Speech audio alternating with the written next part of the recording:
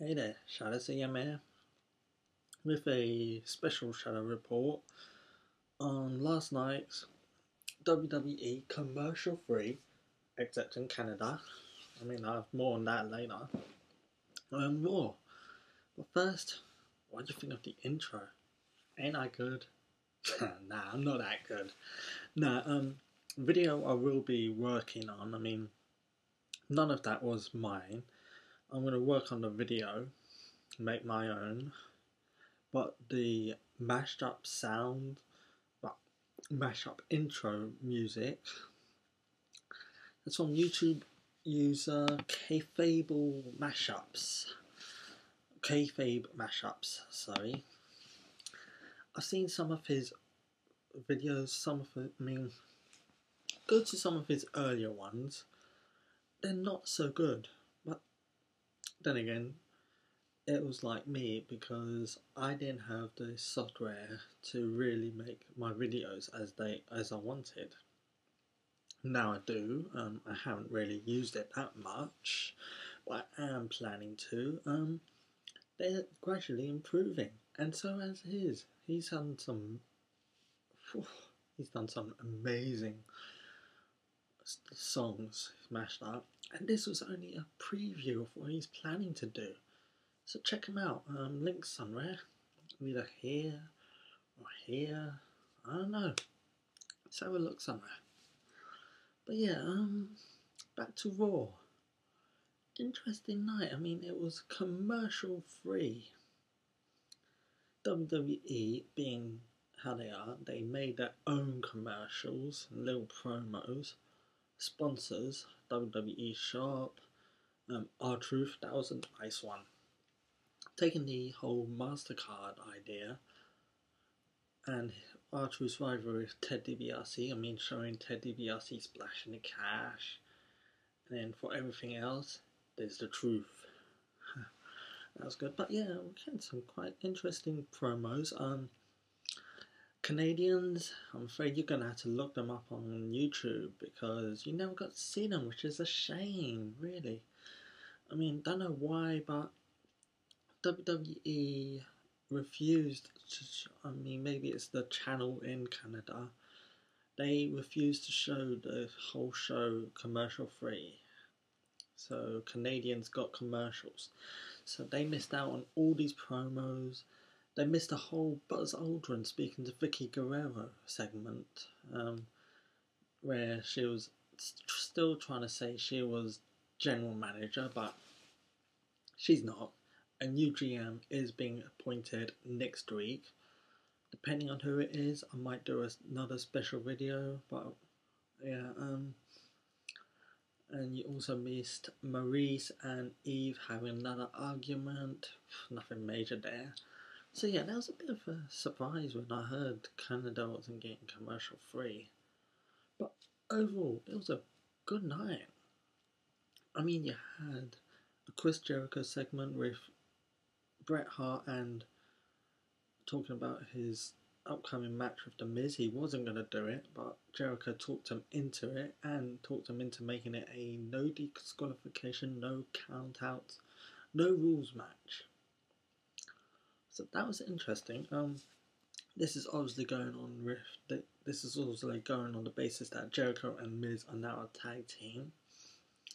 You had Edge versus Christian. Christian being Randy Orton's choice for Pick Your Poison. Orton choosing Edge's opponent. That was the match of the night. That was. First match of the night was the match of the night. It's not often you see that, and that was a brilliant match. End of it.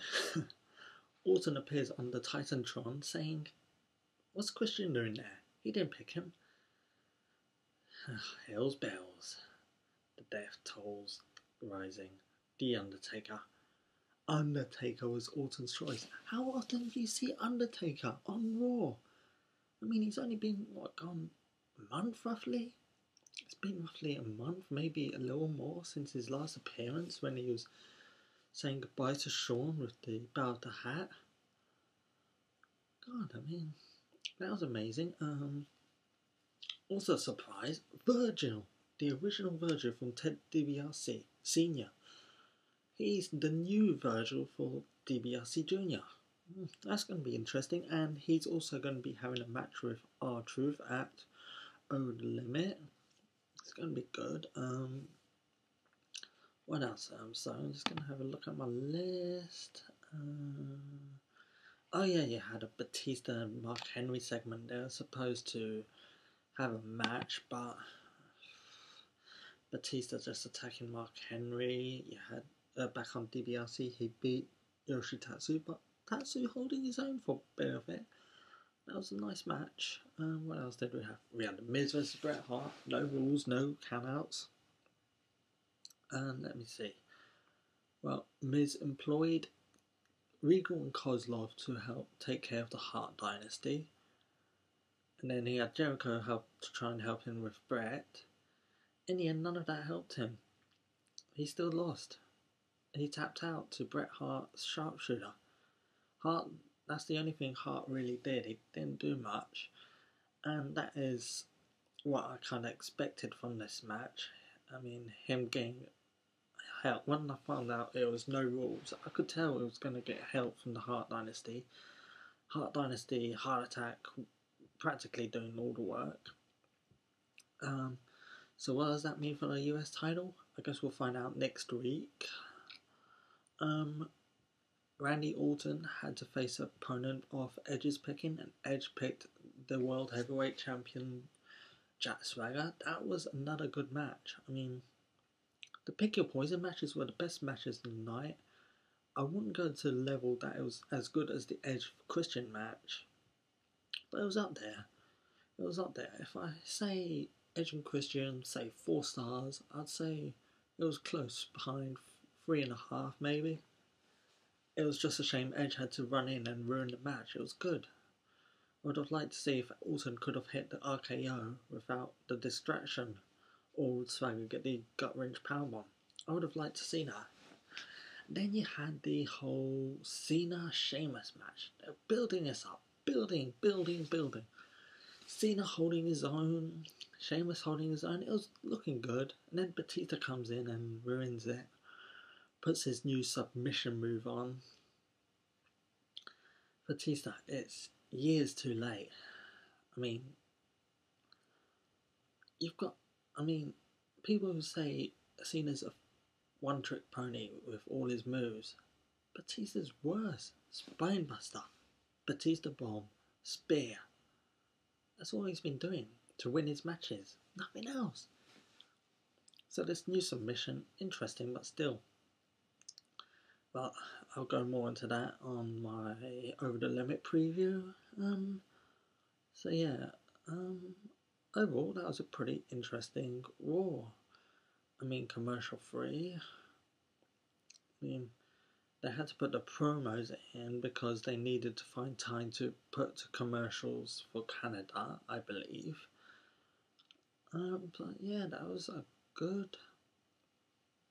It was a good match, good time, a good show. Overall, it was good.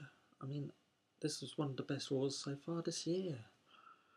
Apart from the draft, of course, that was a pretty good night as well.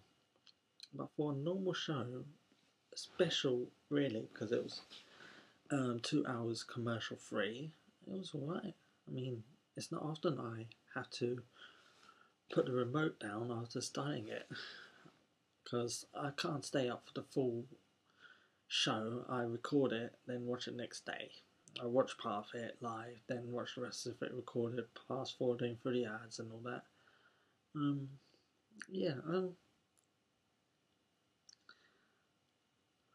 So yeah, this was the second ever commercial free Raw. First one being Trump's Raw.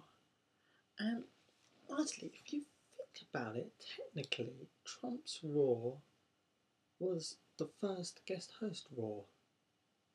Think about that, and I'll see you later this week for Over the Limit.